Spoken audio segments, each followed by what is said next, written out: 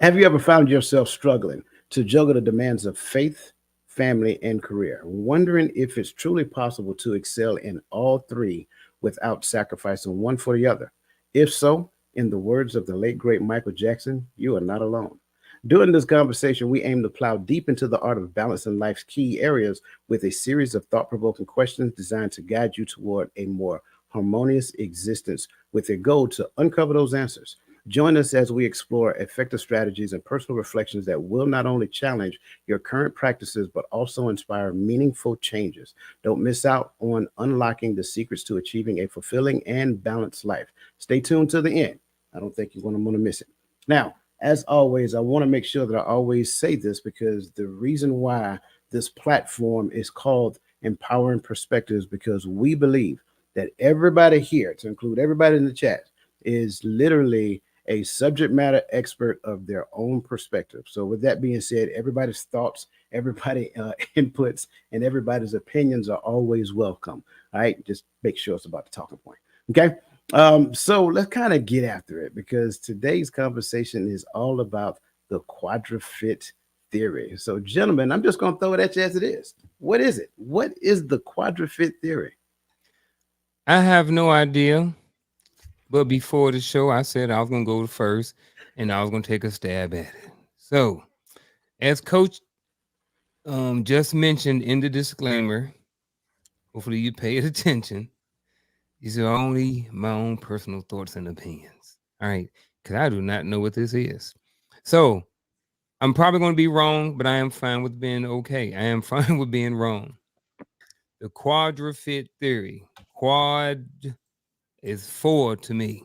So it's going to have something to do with four, and they're going to have something to do with fit. So That's pretty good. I don't know what the fit has to do with it, but fitness. I'm thinking fitness. I'm thinking that it's probably not physical fitness. It probably has something to do with the mind, being that you're the mindset coach. So I'm probably thinking it's probably for something that helps with some sort of mind fitness, and it's someone's theory. So Okay. that's my stab at it. I like it. Yeah, yeah, I was thinking the same thing.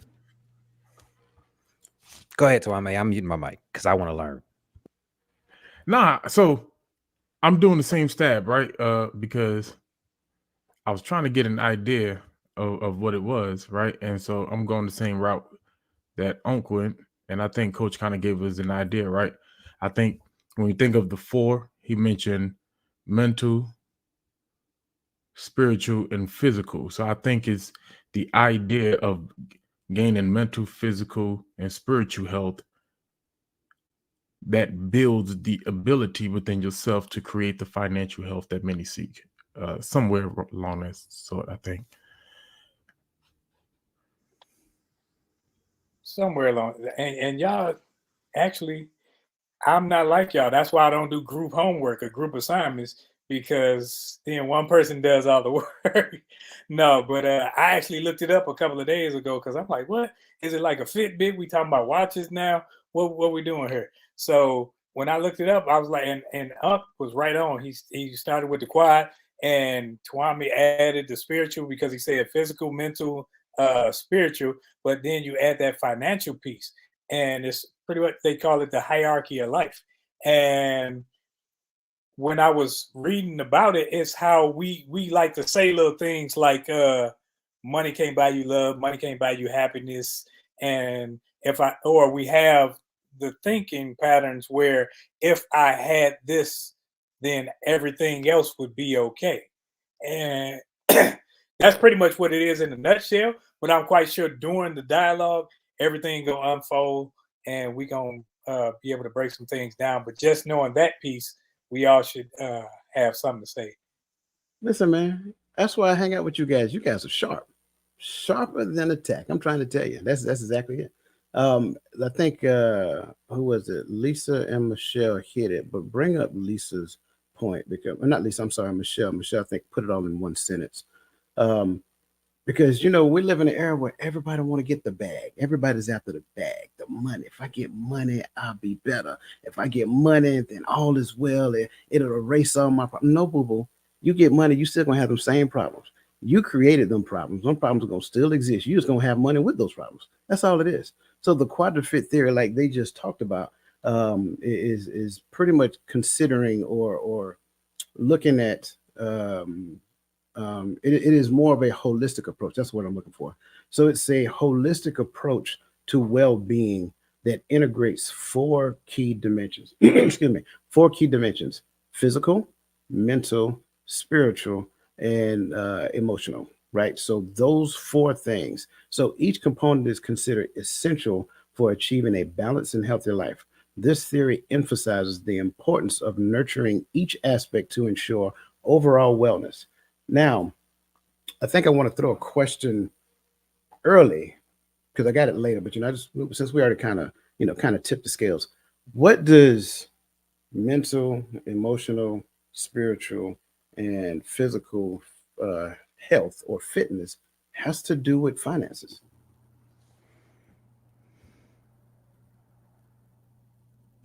Well, you train the mind, you train the body. So I guess we start there. You train the mind, you train the body. So I guess it's a form of discipline. You got to have the discipline to do it. So if you train the mind, you train the body.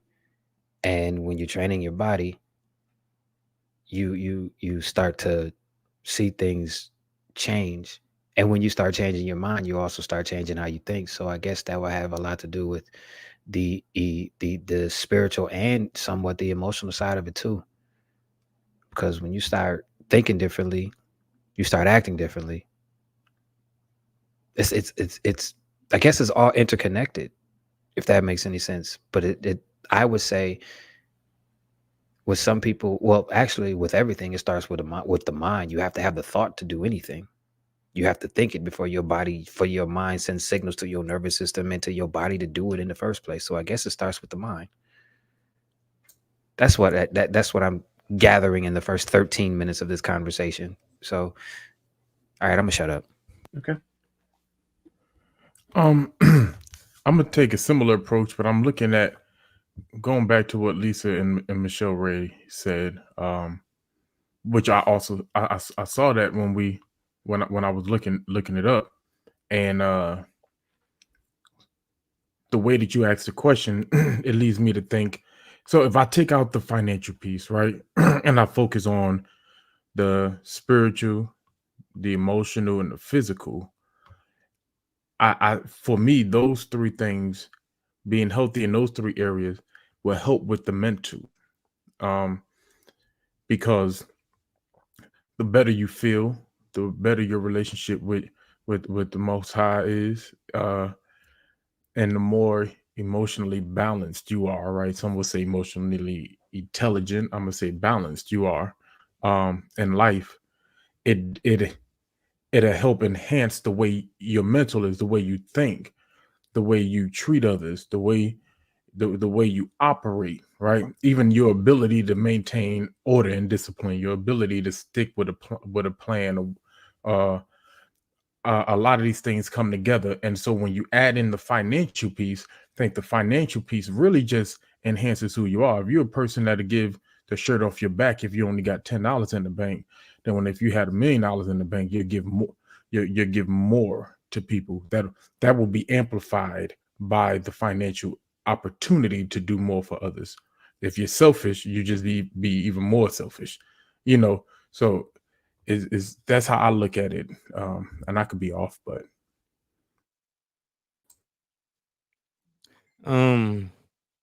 So you were asking how does the physical, mental, emotional, and spiritual tie into the financial, Mhm. right? So first, can I kind of break down each one of these and kind of what they mean to me? So when I look at physical, I'm looking at our overall well-being, not just everything that's on the outside, but the inside too. How is our heart working? You know what I mean? How is our blood flow, the inside and the outside of our physical body? When I'm looking at mental, I'm looking at our mental stability. When I look at the emotional, I'm looking at, how are you moved by certain things that go on in your life. And then I look at spiritual and what is your connection to the person or to whoever is your higher? What is your connection? What is your relationship like with that? So I think that these four are a direct relation to your finances. I think that with these four things, there have to be a certain level of balance in your life in all four of these things. And I think that if you have a certain level of balance in these areas, it would automatically produce a certain amount of financial success if that's something that you want. I also think that, you know, a lot of people, if you look at their finances, you can look back at their physical, mental, emotional, and spiritual life, and you can find somewhere in there that may need a little extra work. Um, so that's kind of how I see all of this connecting, these four things connecting with the finances. I think they all hinge on one another, but when it comes to the four spoken of, the emotional, the mental, physical, and the spiritual, those are intrinsic, whereas money is extrinsic, where its effect comes from the outside. It's so you can have a lot of money and still be unhealthy. You can have a lot of money and your mental health be up, down, or whatever. And it also can have a pseudo kind of effect of healing concerning the other three. You can think your mental is okay because you have a lot of money, or your spiritual, oh, we getting money coming, and I'm able to bless and I'm able to do these things. But it's only a facade, because if those intrinsic things aren't in order, then the monetary gain or the monetary whatever it is, it will move you to however, whatever the level is. So if you don't have money, now if the others aren't right, then you're miserable. You don't feel like doing anything. You're lethargic. Whereas then you get some money. Now all of a sudden I got everything going on, and that's why I say it's a pseudo. It's like a pseudo thing, because it's like taking a pill saying that all is well when it's not. You're hyper right now. You just had some caffeine and you're hyper. It's not that everything's good to go, but we in these in society teaches you that the more money you get, the happier you are, the more well off you are. But I remember when we were growing up eating beans and weenies and cutting up potatoes for French fries, and we were happy. We didn't have all the money we needed and everything like that, but we were happy. We were more family oriented. And now that we got two nickels to rub together, we're more splintered as a family group more than ever. So, are you telling me that cutting up potatoes for French fries don't make me happy? I mean, I beg to differ. I Well, like I'll potatoes. bust some down right now. Here's a Go hot get me sauce. some potatoes. Right I'd rather now. have them. I'd I just rather wanted to have make them. sure. I just wanted to make I sure. even bought a potato cutter. So Man, y'all Dang. use O'Reilly fries. Stop. You bougie. Brother Um, grew up. He got a potato cutter. I like what everybody is saying here.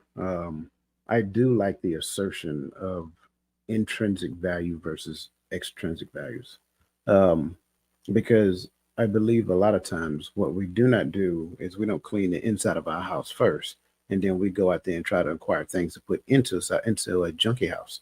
And Ouch.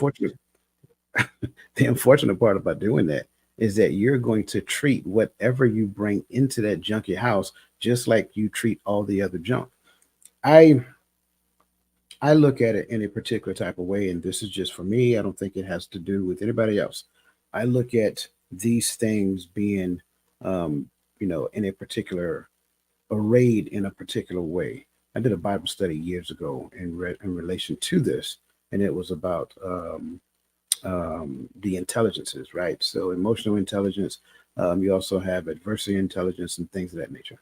And so I think when you look at it, I ain't trying to step on toes, man. I think when you look at it, you have to realize that my physical health is essential to keep this thing, operating. It's just like, taking my car to get service. I have to do it in order for the car to be able to take me from A to Z. It's that simple. And that's kind of like what this is. So I need to take care of this. That involves the things that I put into it, and that involves the stress that I put on it. So I put the stress on it so I can make sure that it's operating at peak performance.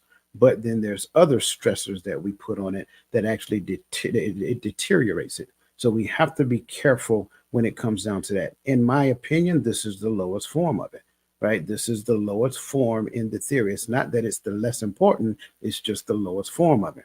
But then you also have the mental health and the emotional health. I think the emotional health goes up under the mental health. That's just my perspective.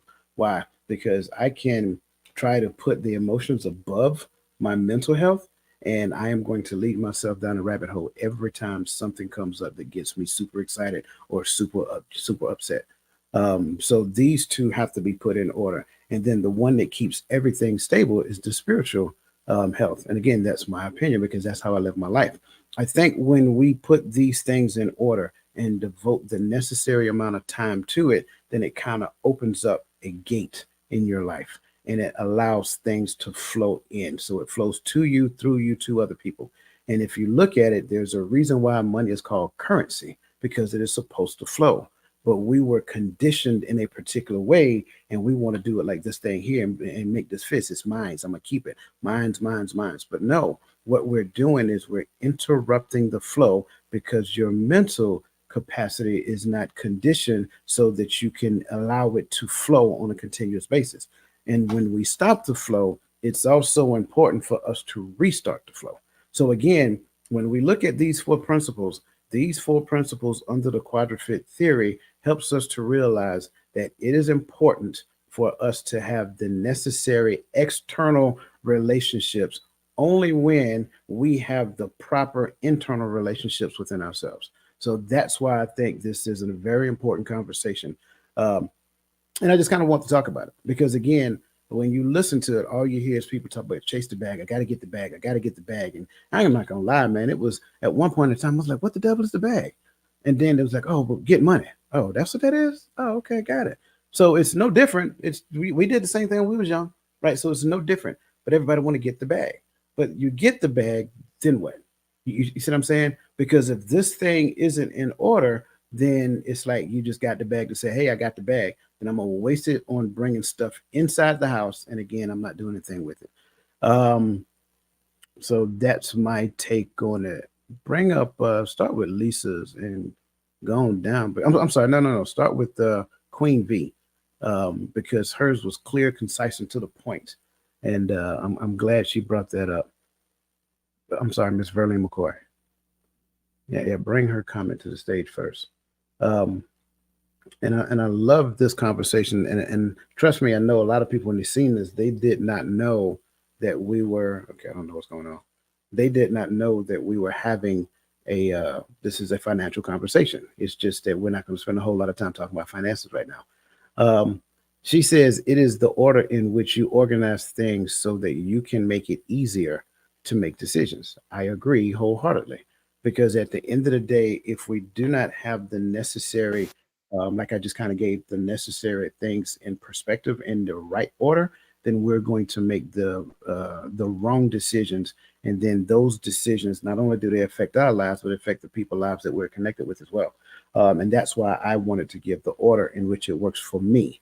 Bring up Lisa's next, her first statement.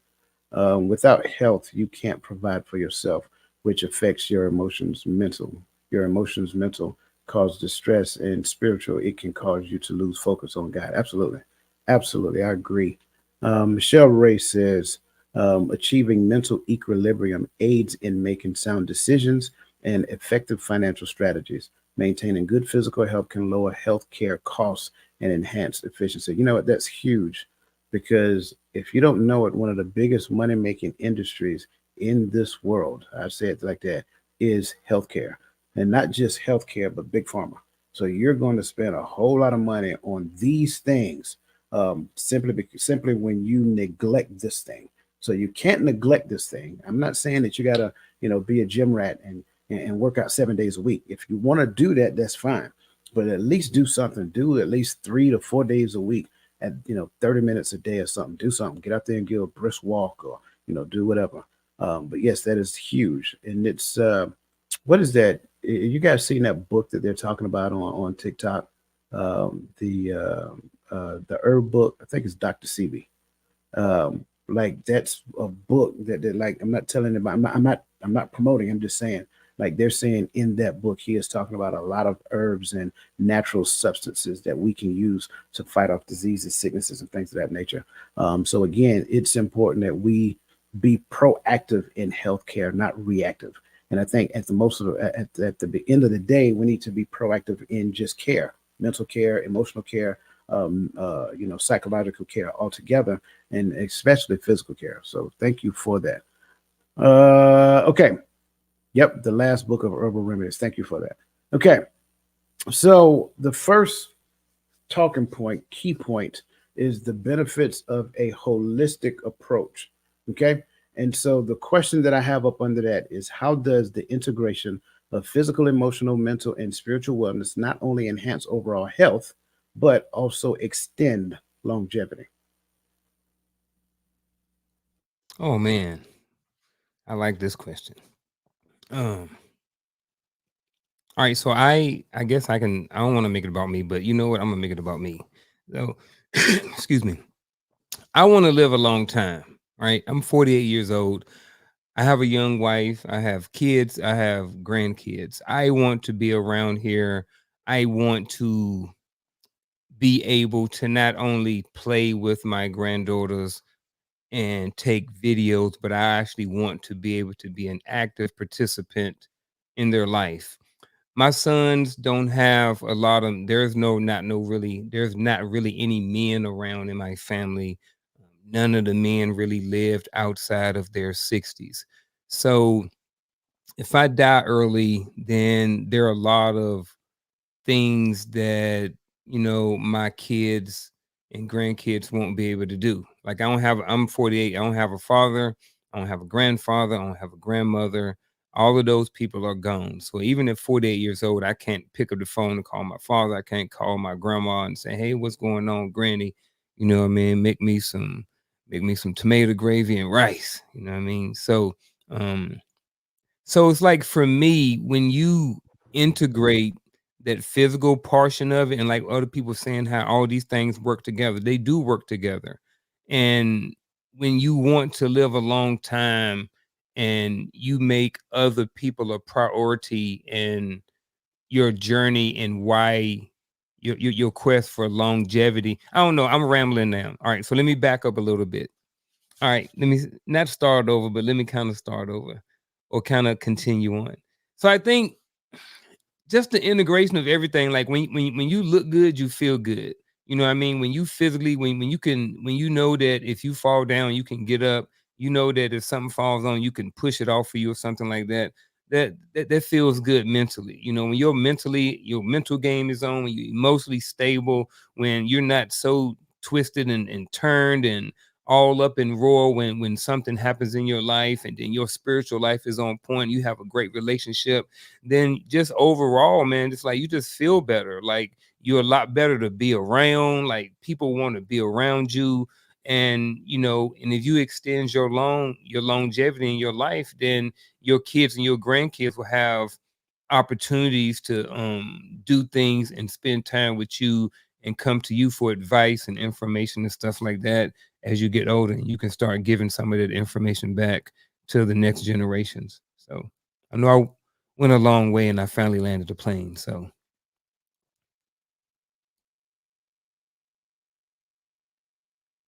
I think this holistic approach is necessary because I think one thing we do is we like to focus on the part of this that can hinder everything else.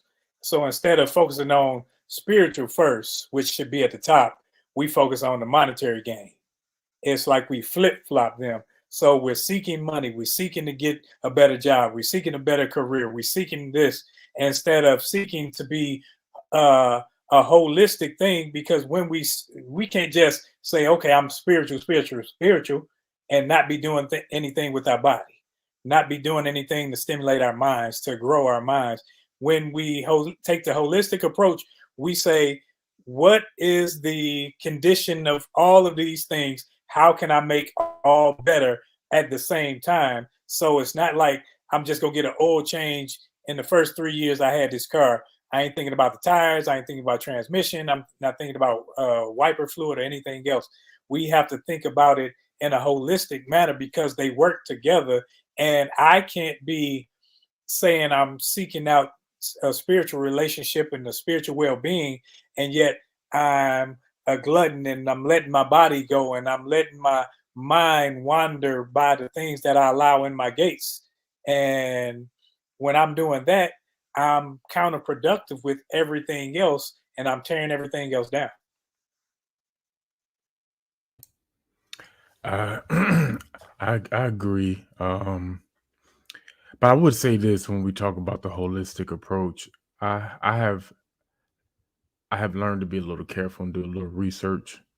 And this is just a little add-on information because when Dr. Sebi first passed, his ex-wife, who still runs some of his I don't want to call them plantations, but he has like his little spots that he had that he would bring people to. But she made it clear that there's a lot of people who started putting out a lot of products and a lot of stuff with his name on it.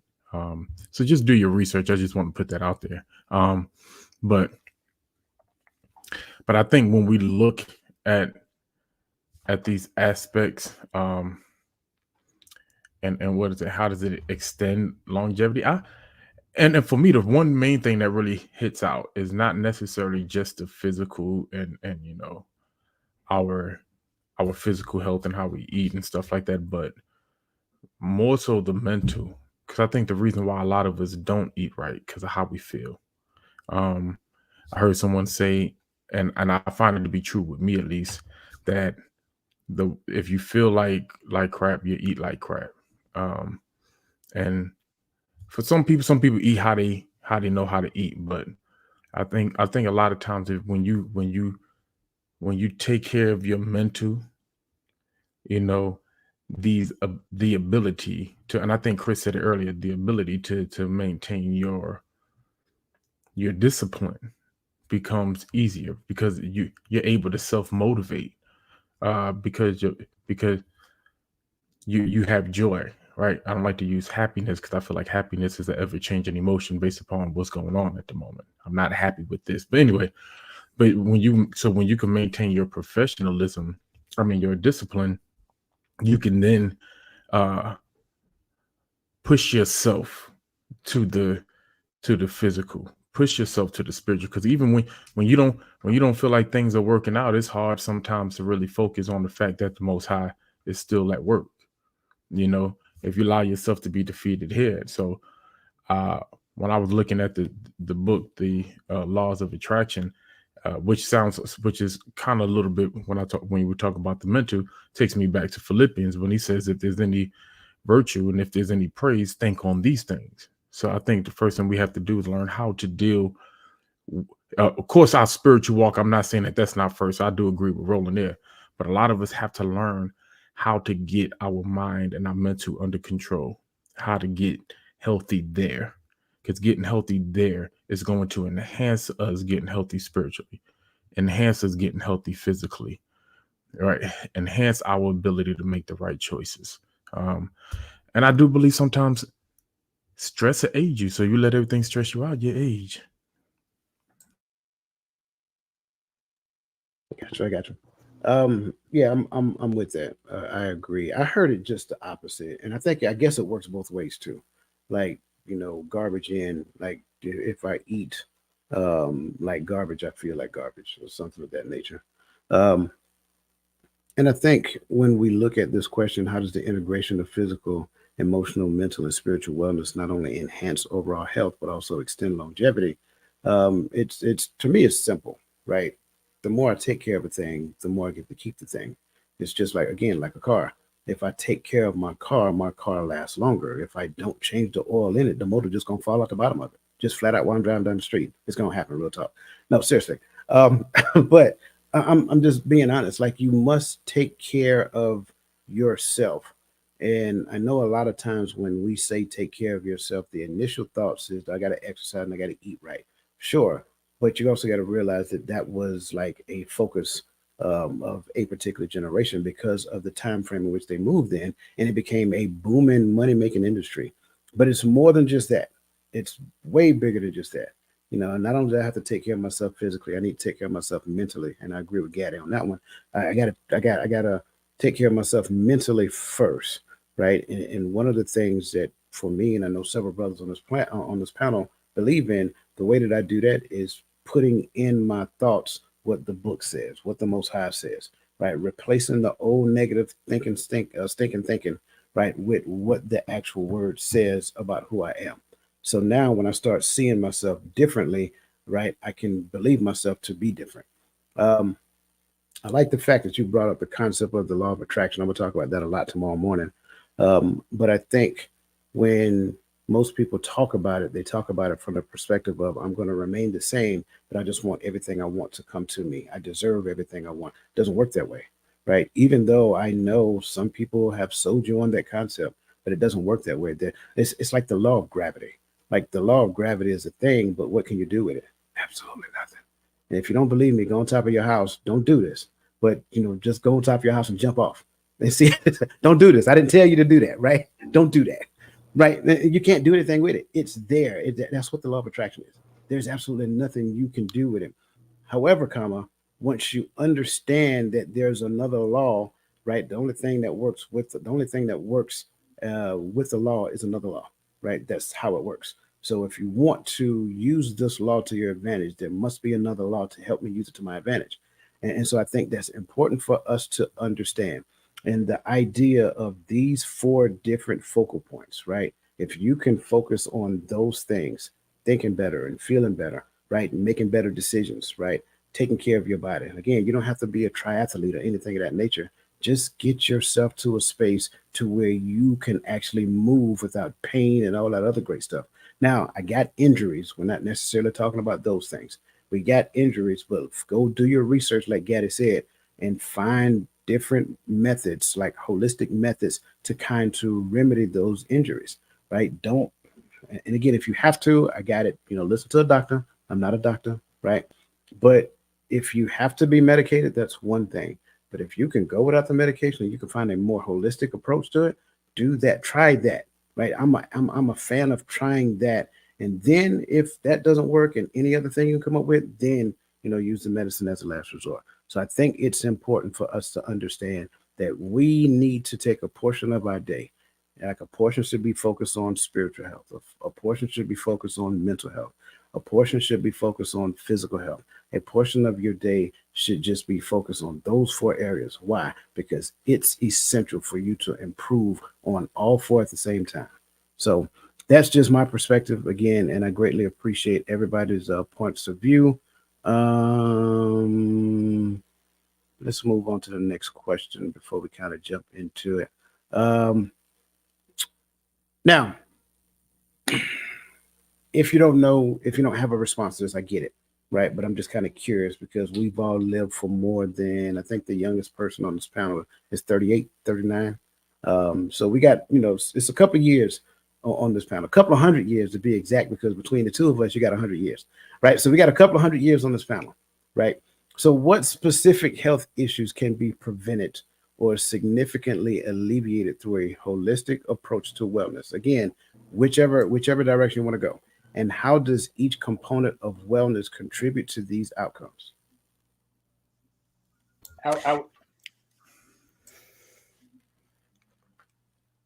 I guess this is me being utopian, but if I'm understanding the base word holistic, it pretty much means that all of those components are working together in your favor. So if all of those components are working together in your favor, then I'm pretty sure that it could alleviate or prevent every health issue, because you got your mind right, and you got your mind right, you got your body right, your spirit is right because you got your mind right, or you got your spirit right, which led to you getting your mind. It all works together. So I would say that a lot of, if not all, health issues, not counting for the ones that we get just because we age, which is natural, I would say it would help prevent all of them, especially the ones that are caused by stress. But that's me being utopian. I'll shut up now. I don't want to be too angry tonight. Well, that's what I was going to go with. Since he started, I'm gonna finish it. Since he said stress, I just think I'm just going to start with just simple stress. I mean, the amount of stress that can be eliminated when you do, certain things like meditation. Um, for some people, it's reading their Bible. For some people, it is going for a walk. You know what I mean? So when you do certain natural things like this, I think it overall helps eliminate a certain level or a certain amount of stress in your life.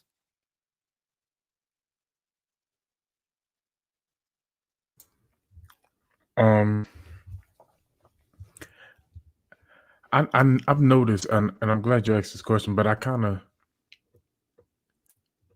when we talk about holistic, and I like that Chris brought up the aspect of everything working together, right? And this is why I think a lot of people, when they hear holistic, they go to herbal, right? They go to natural remedies and stuff like that, because these things that were given to us naturally to this earth was naturally given to heal the nations, to heal our bodies, to keep us going. Because our body goes through a lot of internal, external injuries that we ignore daily. And so you need your immune system to be working. You need your blood cell counts to be up to heal things, to attack infections and stuff like that. And so when we start talking about someone said beets and ginger, I think they said for blood flow, right? Also leafy greens, but keep going deeper, keep researching, right? I remember a couple of years ago I had surgery on my bicep, completely ruptured my bicep tendon. My bicep was sitting all the way up to my shoulder, and I got it reattached. And at the time, I had just, I think Roland remembers this. I think we came off of it's more than 2 years, and we came off of like a Daniel fast, and ended up, and I ended up staying on a more natural eating habit for a while because I didn't want to keep switching diets because I was trying to help with my diabetes. So I did a research, and I was like, well, what foods help with strengthening your tendons? And I did the research, and I remembered a lot of it were fruits and berries, right? And so when I started going back to the gym, and I was going through a lot of pain trying to, self rehab, I remembered that, and I went back and I added a whole bunch of that in my diet. When I eat a salad, I would add a whole bunch of berries, blackberries, raspberry, blueberries, and sure enough, the pain didn't completely go away because it's still an injury there, but it alleviated enough to allow me to start training, to allow me to start lifting, to allow me to start getting better. So doing these researches and understanding that there are things that are natural to us that help us and help our body continue to work well together. If you look at how your body operates together, you see the design of the Most High, and I think all these other elements fall in place, for me at least. And that, I can ramble on, so I'm not going to get the clock, so I'm going to stop. I think when we look at everything that you can look on, when they say, okay, this is what kills everybody in America, this is what kills, I think you can say that on here when we're talking medically. When you're looking at heart disease, high cholesterol, high blood pressure, diabetes, and those things, all of those things are controllable unless it's type 1. So when you're looking at the diabetes and everything, diabetes, high cholesterol, heart disease, that deals with mostly what you put inside your body. So if I'm eating all these cakes and potato chips and hot dogs and all this processed meats and all those foods that they sell in the food deserts of your normal urban cities, when you're eating those things, it's going to have they food deserts. That's like I tell people in Detroit, there are 0 name brand grocery stores. You don't have any name brand You got the Arabs, and they had the bad meat. But yeah, you got those, but you don't have like down in the South, they got Publix. Here we got HEB, you got Walmarts and things of that sort. But you don't have any of those in the city because they want you to eat a certain way.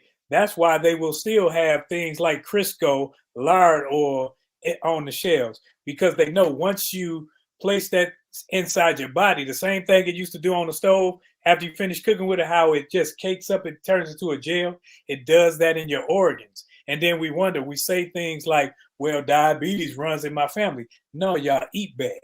You sitting up there waiting on Thanksgiving and all these holidays to eat all these sweets, all this pig, all these things that's going to go inside your body, raise your blood pressure, raise your cholesterol levels. And what that does, raise your stress level. So now mentally, you can't even think right because you are concerned about some things that you wouldn't have to be concerned about if you just ate right. Like when I get up in the morning, I eat fruit.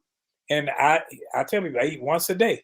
I eat fruit in the morning. I may eat it for a snack, but I eat a meal, and I may eat fruit later. And I'm full. I have to drink a lot of water because at one time I was taking 18 pills a day. And taking 18 pills a day, now you taste it all day long. You smell it when you sweat, when you when you defecate, or even void anything out. So you know that when they place these things in your body through the pill form, I was told that what they call the people who use herbs and roots and all these things that come from the ground, they call them witch doctors. And those people that use chemicals and all the things of that form, they call doctors. See, they demonize what's naturally right for you. And they, like they did Dr. Sebi and all that other stuff, they demonize you taking care of yourself because it doesn't make them money. But when you can get out of that little monetary system that keeps going back and forth with them saying, okay, you got to, like, I know the VA going to send me some pills every month or every 3 months. And I got a gang of them. If you go to the VA, you're going to walk out with a big old brown paper bag full of pills. But if I take that stuff, I don't feel good. I don't feel well at all. They say it's taking your blood pressure down. They say it's doing this. But once you start taking something that brings something down, now they're going to give you something to bring something else up. And it puts your body at an imbalance. And you're wondering why you're miserable because you aren't necessarily aligned. Whether you're alkalytic or acidic, you probably more acidic than anything else because you have too much sugar in your body. You have too much everything. So now you're looking at your cancers, your diabetes, your dementia. All of these things work with what you put in your body. I love these responses. For me, I think I'm start back here, right? The first thing I would say, as it pertains to this question, what specific health issues can be prevented or significantly alleviated through a holistic approach? Take this thing here, right? The remote control, find the power button and hit it and stop watching the news. Why? Because the news, even though it's keeping you informed, it creates anxiety. You start being fearful of everything. You're worried about what they're doing over here. They're worried about what they're doing over here. You're worried about what just happened up in DC earlier today. You're worried about what's going on that side of the water. You're worried about what's going on. What about what's going on in your own house? You see what I'm saying? Like, just that alone creates you to puts you in a place to where you're on high alert. And then once you're on high alert, next thing you know, they come back around with this feel good message. And that feel good message, believe it or not, has some type of content to where you consume, whether it's like cakes, pies, cookies, whatever that looks like. And don't let it be like the holiday season. Oh my goodness, you're going to get all that stuff. And I've seen somebody put something in the chat about sugar. Well, you have to understand the thing that your body takes a long time to break down is carbohydrates. It takes your body a longer period of time to break down carbs. Well, sugar is known as complex carbohydrates. So it takes it 2 times as long to break down sugar. So whatever you're consuming that has what do you call it, processed sugars in it, it's going to take it that much longer. So for those of us, yeah, I threw myself in there because I used to do it at one point in time. Those of us who like to eat sweet stuff at night, you just went to sleep with that in your body for the entire day. And here's the deal: when you go to sleep at night, your body goes down to survivability mode. What does that mean? That simply means that your body is only going to use enough energy for you to stay alive. It's not trying to burn fat, it's not trying to do anything but keep you breathing and keep your heart pumping and all that great stuff while you're asleep. So all of that complex carbohydrates is now stationary in your body and will turn to fat by the time morning happens. That's why, we have to get to the point to where we eat a structured meal pattern. Like Roland says, he, eat fruit when he wake up in the morning. When I wake up in the morning, the first thing I do is I drink water. Like I try to drink at least a bottle of water as soon as I wake up. Why? Because I'm trying to get my body back into the flow of doing what it does naturally. And the best thing that you can put in it is good old quality H2O, because now it improves your digestive tract, it improves your blood flow, improves all these things, right? So it's important for us to, but here's the deal. This has to be in the right place first, because if this ain't right, then how I'm feeling ain't right. And if how I'm feeling ain't right, then I'm going to do something that makes me feel good. And when I was growing up, the thing that made me feel good is cake and ice cream. Why? Because I got it every year on my birthday. You see what I'm saying? So nostalgia, I keep saying nostalgia is a drug that carries so much power that you can't even measure it. So you will, in some slight, like you don't even realize it, in some pocket deep in your subconscious memory, you have a love for cake and ice cream because it's the celebration of my birthday. Because I knew they got to celebrate me this one time every year. And that's what ends up happening. So when you feel bad, you automatically revert to eating the things that make you feel good. And that is a dangerous game to play. We could spend the next 30 minutes on this. Go ahead. I've heard it a couple times, so now I'm gonna speak on it because I'm triggered. The physical part. One time you mentioned that and I understand that this is your opinion. You had kind of categorized and you had put the physical at the bottom. And then now you kind of mentioned that the mental helps the physical.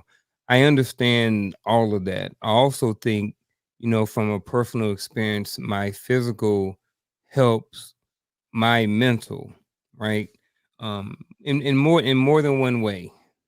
A few years ago, I went out there and I kind of felt a little mentally weak. So I challenged myself to do something physical, do something hard. And so I went out there and I ran for over 100 or something days straight, no days off. I either ran or walked, and that helped me physically. I mean, it helped me mentally. And what it did, because I was listening to podcasts and different things, so I started growing mentally.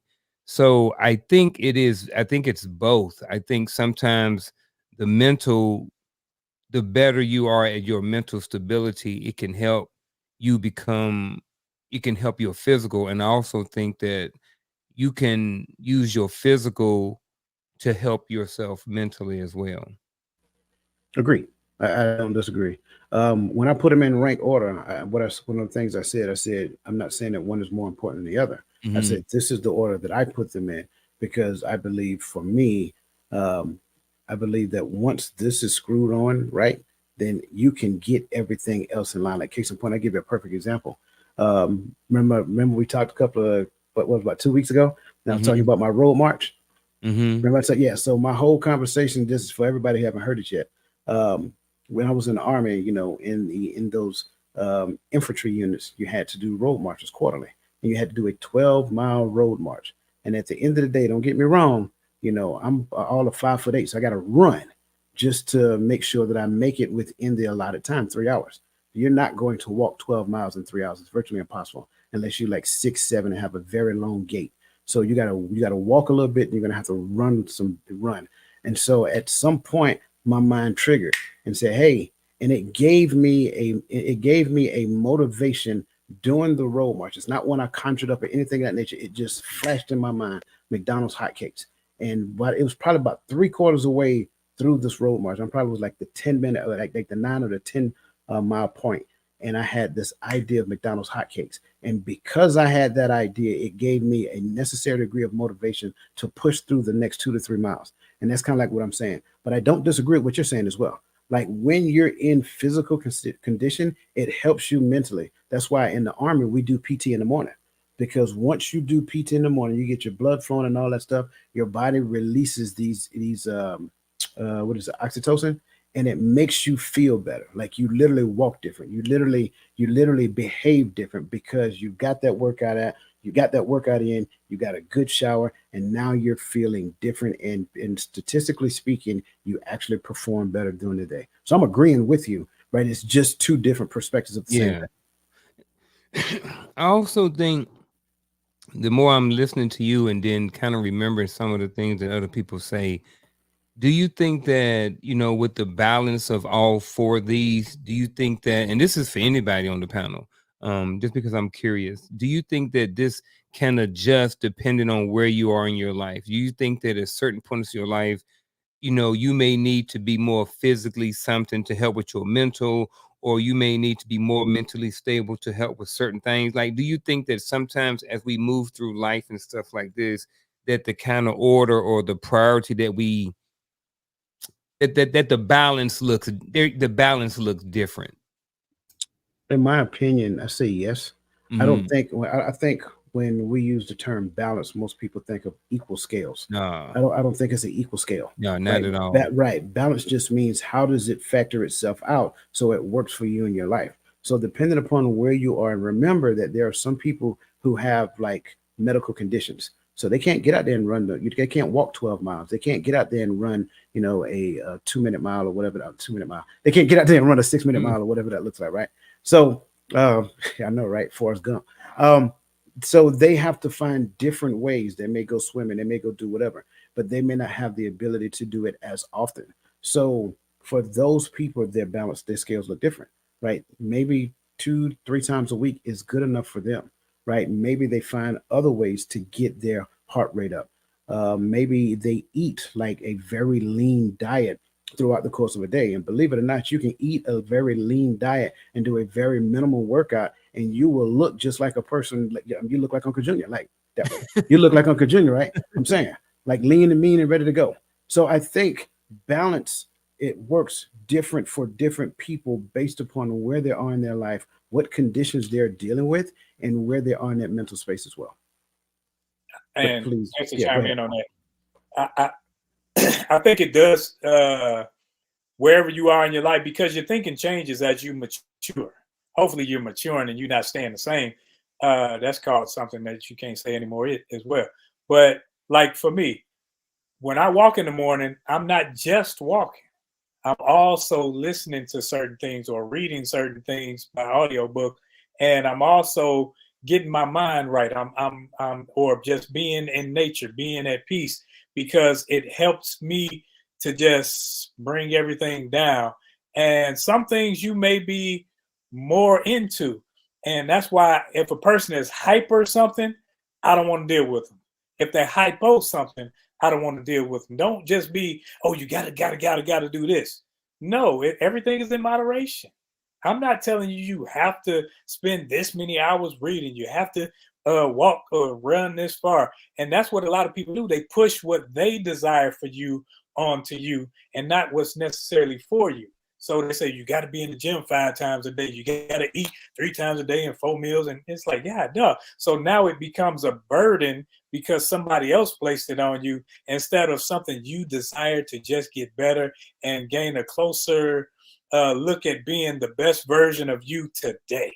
And that's what I'm always searching. Like, how can I be the best version of me today?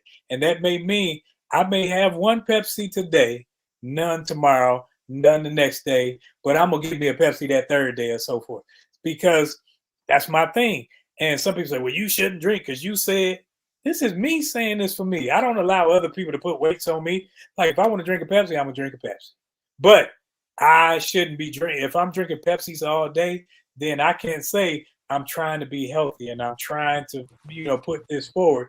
because what I'm doing is being counterproductive to the route that I'm trying to take. So I got to do everything in moderation to where I am at that time. Because if it's not affecting me in a, like when I go, we got to go get our blood drawn, and they gonna let us know what our A1C is reading at that time. And when they say, "Oh, you good," that don't mean you can go out and get a sweet potato pie, cheesecake, and everything. That means you're doing good. You're doing what you're Yes, doing. it does. Oh, yeah. Cheesecake. See, and see, no, You want some cheesecake now? I don't have a diet. Like I legit don't. I still have the metabolism of a 12-year-old. So I can literally eat what I want and burn it. So I Yes don't and no. understand it. Yes and no.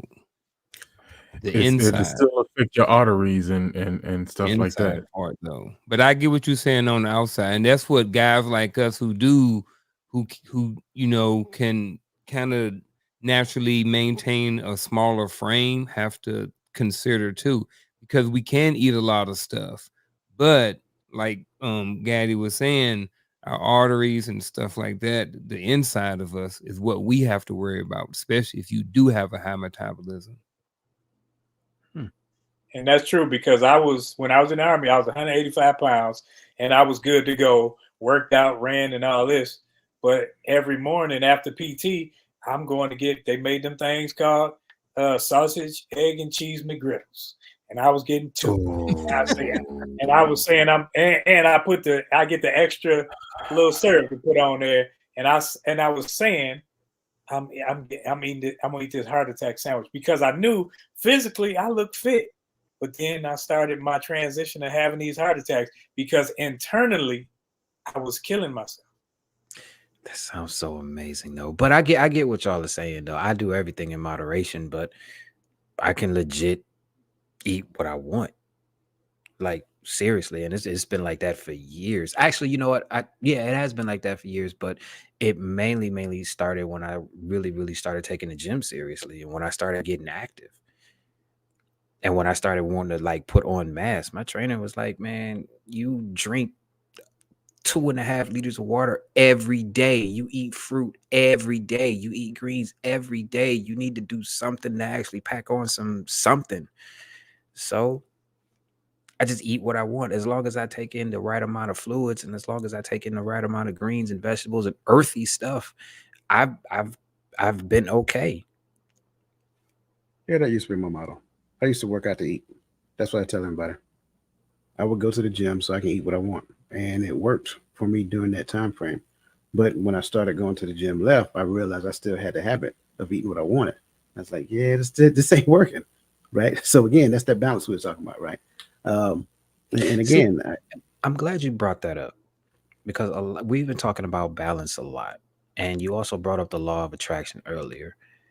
I think I can tie them all together, because everyone talks about the law of attraction, but they don't bother to talk about the law of compensation, which means you got to give something up to attract what you want.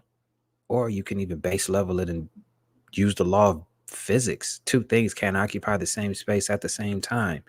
You can't say you want to attract something, or you can't say you want balance with mind, body, spirit, emotion, and financial, and still be doing some of the stuff that you're doing to not have that stuff flow in your favor. You got to give something up. And the law of compensation is a natural law. You can't bypass it. It's a natural law. In order to get something, you got to lose something. Agreed. Absolutely. Is it like that commercial? In order to remember something, you got to forget. I'm sorry. Hey, listen, regardless of where you guys at, whether you're on YouTube, Facebook, Instagram, X, it doesn't matter. Hit that like button real quick. All right. We got a couple of people up in here. That means we should have an equal number of likes. So please hit the like as we move on to the next question. Because what I want these gentlemen to do is give us some practical strategies here. So nope, not that one. Nope, the next one. There we go. What practical strategies can be implemented to effectively balance physical, emotional, mental, and spiritual well-being without feeling overwhelmed?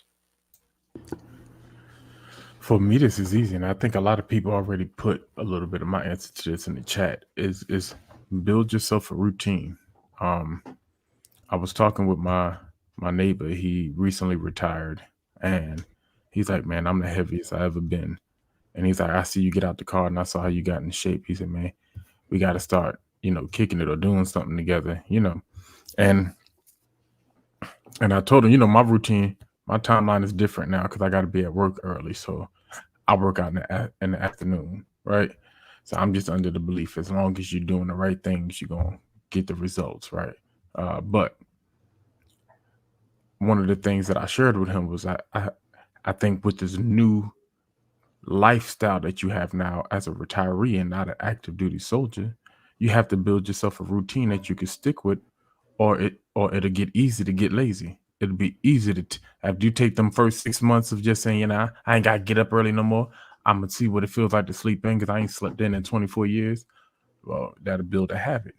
So build yourself a habit of a routine that'll keep you in line with what you got going on, right? When it comes to the physical, some of them say they wake up in the morning and they go to the gym, or wake up what I used to do when I went to work at regular time. I wake up in the morning. I was in the gym at 4:30. Got out in time to take a shower, sit and meditate. Sip some tea. To get my mental right, so now my mental straight. And then on my way to work, sometimes I'll listen to a video or something of something that I was trying to look into just to get in my mind till I could do some research, or I'll play my audio scriptures or something to help with my spiritual along the way, um, and these things kind of they balance and they work together, right? And I think the emotional is a beneficiary of your mental and your physical and your spiritual being on track. That's just how I feel, right? This is my perspective. So get yourself a routine that benefits your walk, that benefits your life, that benefits your journey that you're traveling on, physically, mentally, emotionally, and spiritually. Work on your relationships. Drop the relationships that are causing you stress or problems, or if they're people you don't want to drop, at least handle that relationship differently. Don't give it as much access to your emotional bank as it has. Stop letting people withdraw from you emotionally all the time. You know what I'm saying? So so that's just how I look at it. You got to have something that keeps you structured. It builds a habit. After you have a routine for a while, you feel weird without doing it. I would say, since we're talking practical, breathe, relax, chill out, take a moment, and just breathe. A lot of people get overwhelmed because they take on too much at the same time, or they feel like what they're doing is going to be so big that it's overwhelming in that aspect because they feel like they have to do it right now. You understand what I'm saying? Like, breathe, take a minute, chill out, breathe, inhale, exhale. Then I've learned how to do that. I've learned how to sit and breathe. And when I'm breathing, thoughts come into my head, thoughts leave my head. But then after I'm done, I actually have the mental capacity to break stuff down into small, digestible bites that I can accomplish on a regular basis. So that way I don't feel like I don't have to do everything all at once. Breathe.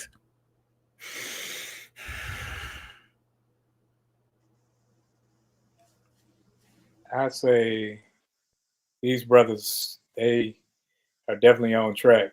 But I say anything that I can add to this is start with something that's fun. Don't say, okay, I'm gonna go in here and lift 240. No, start light, start fun. If you're gonna start working out, trying to get your heart rate up, start with something like, I know men don't like it, but start with some type of Zumba or something. Start with walking, start with skating, start with something where you enjoy it. That way you don't already attach it to your mind as a negative. Oh, this is too hard for me.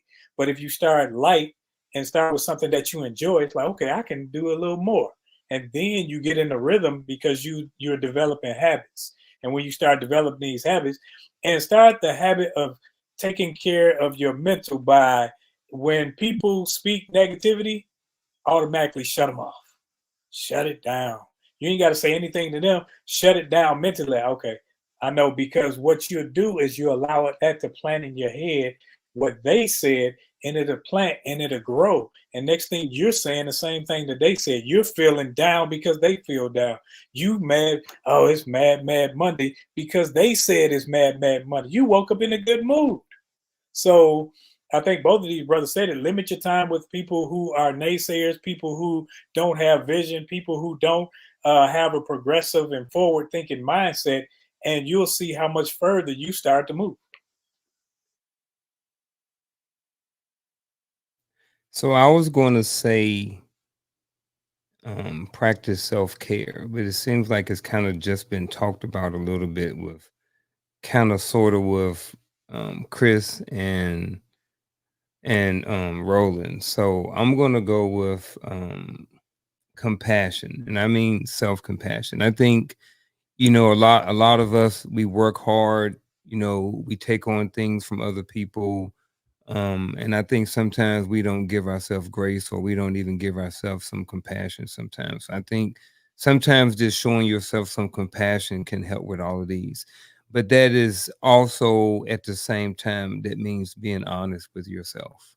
You know what I mean? I think a lot of times we're not honest with the person that we see in the mirror every day. And I think sometimes if we just practice a little bit of grace and um, self-conscious, self-compassion, and then just be honest with yourself about sometimes, like, and then if it's something that you can be honest about and you need to improve on, then create a plan or a routine to try to improve on it.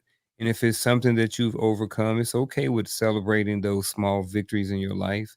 You know what I mean? Use them to kind of kickstart or jumpstart the next goal. So I think that, like I said, man, to sum it up real quick, practice self-compassion, um, and be honest with yourself. Man, I'm loving all of this.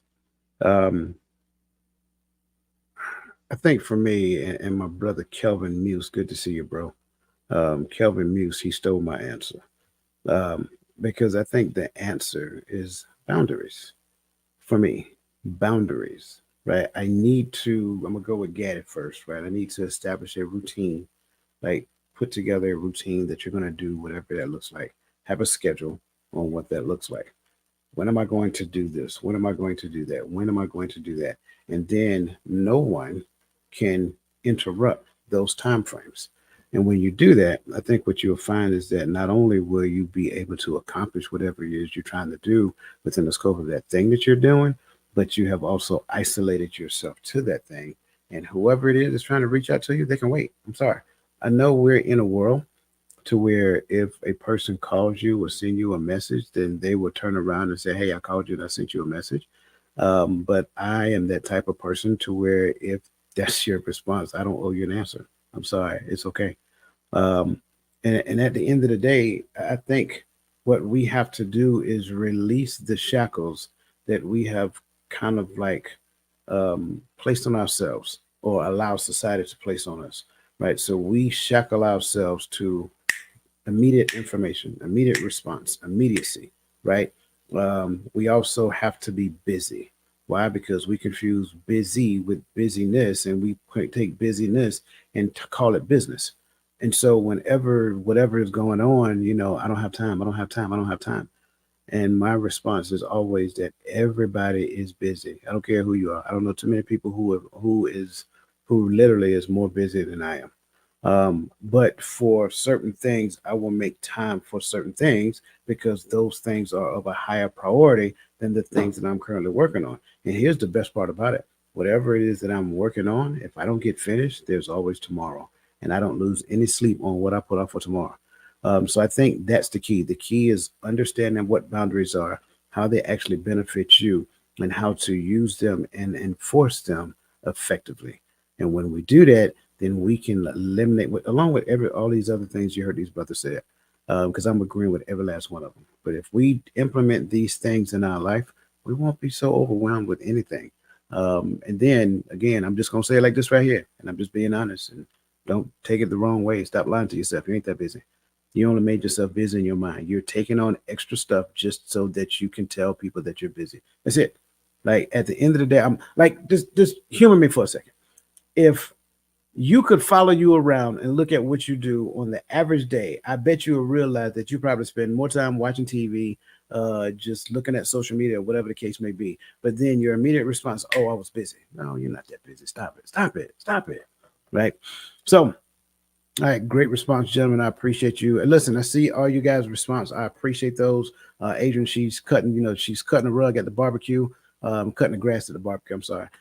We see all that. Lisa Keys talking about Supernatural. I got that. Supernatural is awesome for those people who don't necessarily want to go to the gym, want to stay in their home and work up a sweat. And again, I tell anybody who listen, like it's actually fun. It's a virtual reality headset. You'll find it on Amazon. Okay, where we at? Next is mental activities. Oh, that's where I'm sorry. Yep, you are. Identify the types of resources or support systems that have proven most beneficial for those struggling to implement concepts like the ones we are discussing now. Audible. I love Audible. You pay the little money, you get all these little points, whatever. Sometimes they stack up. You can buy books that you normally wouldn't buy, or you can just purchase the books. And while you're doing anything, if you're just sitting there, you can be listening to a book. If you're walking, you can listen to a book. If you're on a treadmill, you can be listening to books and courses on Audible or any of those type of things. Because when I think that's another way that I learn if I'm listening. And if I buy a book on Audible, usually I actually buy the book so I can follow along. Like if I finish walking, now I'm going back to chapter 1 and I'm doing some highlights. So now I'm reinforcing what I've heard. And don't think that you have to always have something educational. Sometimes you can have a book just for the purpose of the enjoyment of hearing. Like I don't like those type of books where, oh, the man was hot and sweaty. That ain't my thing. I used to read all Donald Goins books. I used to read all Iceberg Slim books. That was what I like to do. So I've always been a reader. Now I just cater my reading to something that's going to be beneficial to building.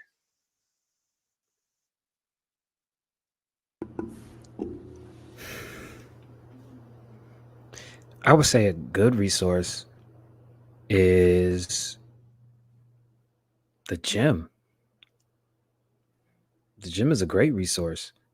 And what I've learned in the gyms that I have gone to is some of them provide training, and a lot of times you can build a support system in the gym if they actually see you being consistent and doing what you're supposed to do. Like I've made some really, really cool friends working out at various gyms. Like, so yeah, just the gym. Like, you don't necessarily have to go there, and like Coach said, you don't necessarily have to go there and try to put up 300 pounds your first visit. But if they see you consistently putting up consistent weight and growing, people are going to pay attention. So yeah, the gym.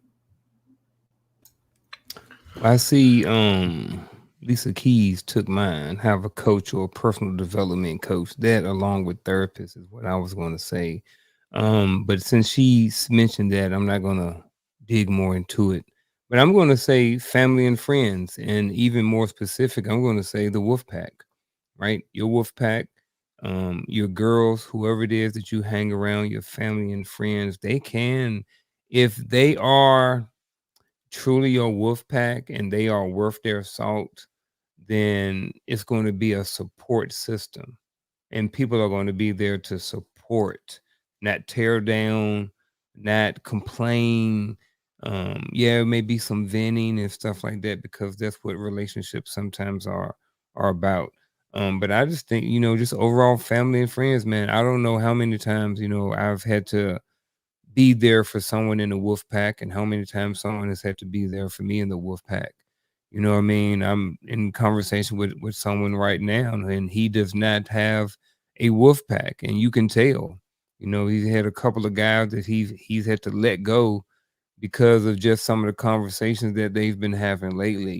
He's getting a lot older, and he's starting to expand in his life. And I can really, from personal experience and being, having elevated dialogue on Wednesdays, being over here on Fridays, and then now on Tuesday with Coaching Corner, is just like just having someone around, being able to talk to and have a conversation with another man, is very it helps a lot, because I've had certain conversations with people on this panel, and we've had some heart-to-heart conversations, even in our personal lives. And I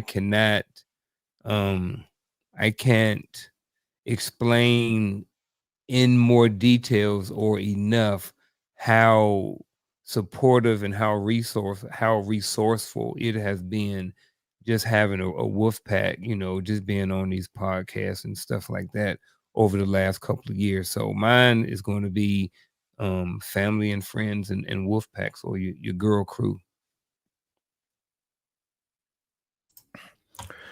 Man, everything everybody's just said. I think we just really echoing each other's sentiments. But I'm big on that. Like, even in the idea of when Chris said the gym is a great resource, but sometimes the gym get hard. So that's what I lean back on. What Unc just said, have that support system. If you can have your buddy that is gonna be at the gym with you at 5 o'clock in the morning or whatever time you're gonna go, that's the time I go, so I can go to work when I worked out in the morning, right? But having that person that that person's gonna be there, I'm not gonna let that person down by oversleeping just because I don't want to work out, just because I'm sore. All right. And having someone who's been there, right? Everybody on this panel has been to a point where we had to start getting after it, whether it was when we joined the military, joined the football team, or started going to the gym. And nothing beats that pain better than going back and getting after it again, right? And I think it's just sometimes you need somebody in your ear. So I'm not going to beat that horse any longer, because we've all said pretty much the same thing on that aspect. So, and that's why I am going to say something different. Instead of saying the resources that is, I want to say the one that ain't, because I think too many times we confuse this one and we lose ourselves in this one, and this one literally becomes a part of our identity. It is not your job. I'm gonna say it again. Whatever your place of employment is, that's not it. I'm just gonna tell you the goddamn truth. You can meet people there, that's fine, but it ain't your job. Stop kidding yourself. Stop fooling yourself. Once you leave that job, they're gonna replace you with somebody else, just like that. That's all these brothers who've been in the army. Trust me, they had another person waiting in the wings. As soon as they got that, well, back then, that blue ID card, it's a white ID card now. As soon as they got that blue ID card, they had another son Roland. They had another son Martin. They're going to have another son Gaddy. I promise you, they had another son Dwyer. In fact, I was training mine on my way out the door. So stop lying to yourself, thinking that your job is your support system and confusing it with your identity. It is not. For me, you got YouTube. You got all this other great stuff. Like I wake up in the morning. Like I used to wake up in the morning, and when I was in the army, I'd be at the gym by 5 o'clock in the morning. When the doors open, I was in the gym. So why stop? So I wake up in the morning at 5 o'clock. Now I don't go to the gym. I go to the library, right? I have to go to the library. I go to YouTube. I'm doing something. I'm doing something to sharpen this thing right here. Why? Because I have to keep feeding it. It gets hungry too. So I got to feed this, and I do it at 5 o'clock every morning without fail. At least try to without fail. Sometimes I oversleep and it feels good. But I want to make sure that I'm clear when I say that you have to create a routine and set boundaries around them. And mine starts at 5 o'clock in the morning, 4:30, 5 o'clock in the morning. And I'm reading something, I'm listening to something, I'm watching a YouTube video or something of that neighborhood. And I wrote and I got what you're saying, bro. But let me tell you something. If I'm going to devote time to it, it needs to teach me something. That's just how I see it. Right. I'm not saying you're wrong. I'm just saying for me, it needs to teach me. I'm not devoting my time to leisure stuff, right? When I know I can be doing it. Like, sure, I do leisure stuff at a later point in time. That's my right before I go to bed. And I'm probably gonna fall asleep doing that thing, watching TV or whatever that looks like. But in the morning, at 5 o'clock in the morning, that's the stuff back here. That's YouTube focus on the stuff back here. That's me peeling back, trying to put this puzzle together, whatever the case may be. Why? Because it makes sense to me. It gets my day started in the right direction. And I really don't do foolish conversation in the morning. In fact, if the first conversation in the morning is about some gossip, I say, hey, I'm gonna have to call you back. I can't do it. I can't do it.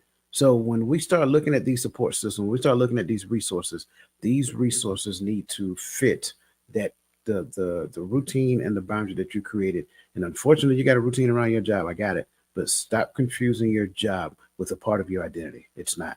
It's what the world have fooled you to believe. I think it's about that time, that bittersweet moment.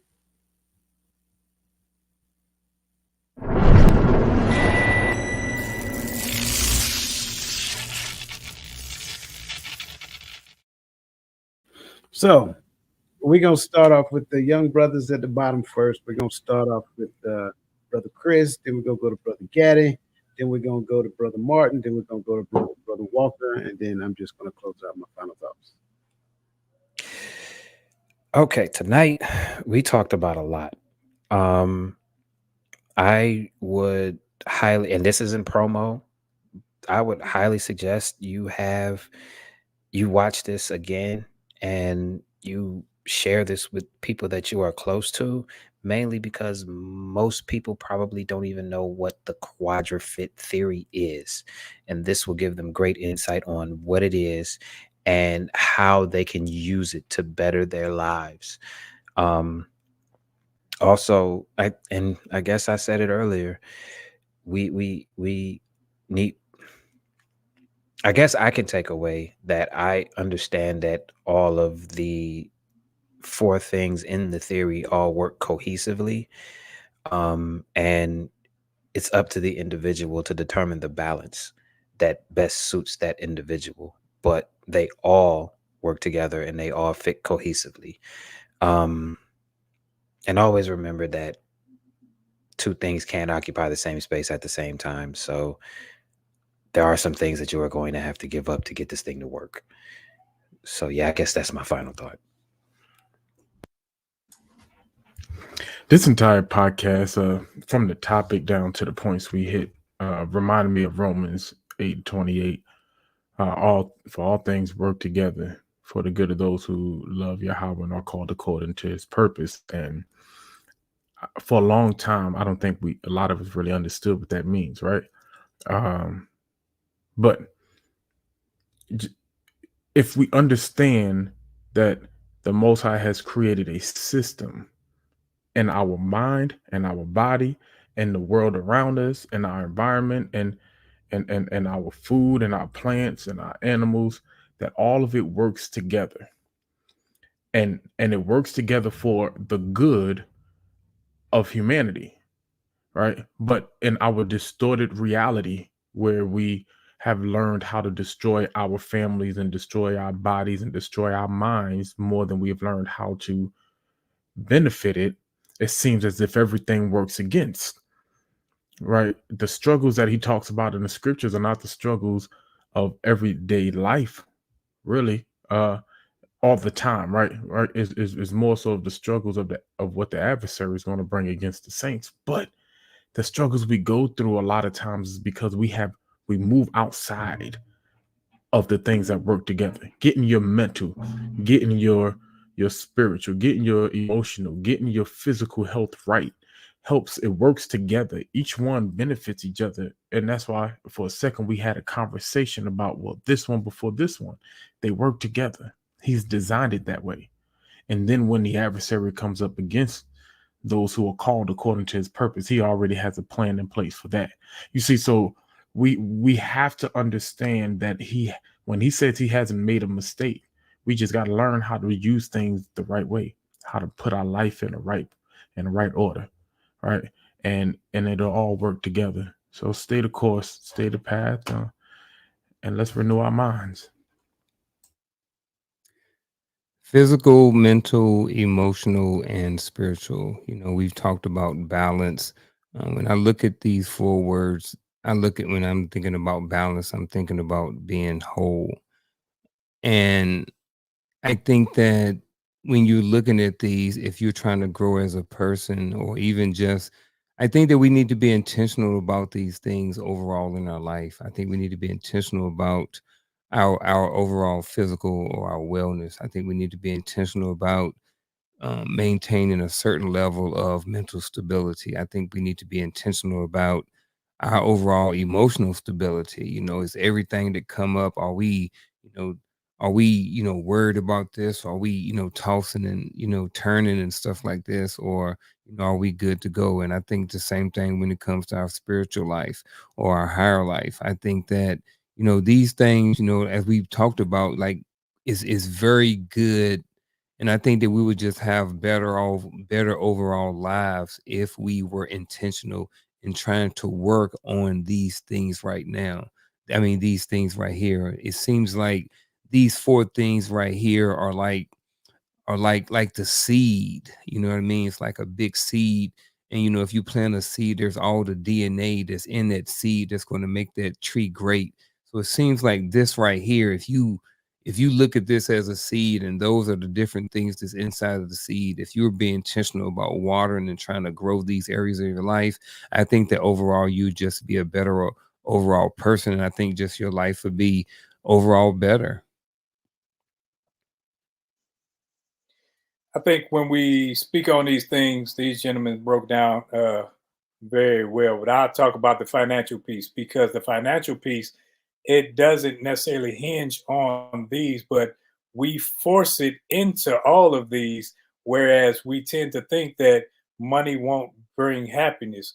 Money will bring happiness, because happiness, as I think Twami said, is fleeting. It's something that comes and goes, but it will not produce joy. What it can do, it can mask the problems that you're having in each of these areas. So if your mental isn't right, you're stressing over finances, you're stressing over family structure and everything, and then you gain some money, then you think, oh, I got the money, everything's okay. No, it's not okay. You need to be working on each one of these things, and not think that money will be the catch all to make everything just go away. Money can enhance or it can detract from each of these things if you make money the focus. Make the each individual thing the focus, and focus on building yourself in the mental, in the physical, in the emotional and spiritual. And then when you add the money, what it doesn't mask anything, but what it does is it enhances everything that you've already built. So now you don't have to come from a place of detriment. You come from a place of growth and building. And when you start to build, you know where you are, because you know who you are and whose you are. So money can bring happiness, but I'm not looking for happiness. I'm looking for joy, because happiness will come and it will go. Wow, I thoroughly enjoyed this conversation. I hope you guys did as well. When it comes down to the QuadraFit theory, I think it's important for each person to understand what it actually means. It's important for each person to understand where they are in their life and what needs to be a priority. And I think when we do that, we can devote the necessary time, energy, and efforts to making sure that we are getting the necessary things that we need for our for our lives to progress forward. I think that's the key. It's important for forward progression. A lot of times we do what I tend to call circling. We go around in circles. Why? Because we keep chasing the same thing. We keep chasing the same thing. And the issue with that is that it doesn't matter Where you go, it's going to look the same. It's going to look the same wherever you go. So if I am chasing, you know, something external over here, if I'm chasing, like, let's just say I'm chasing money, then it's going to look the same. If I go over here, I'll go over here, I'll go over here, because these people may see I'm a person of low character. These people may see that I'm a person of low emotional intelligence. These people may see that I'm a person of low physical mental stability. This person may understand that I am physically in pain because I have not taken the necessary time to condition and take care of my body. Um, so all of them, like you heard previously, all of them work together. All of them work together so that you can be the person that you need to be for the things that you need at whatever stage it is in your life.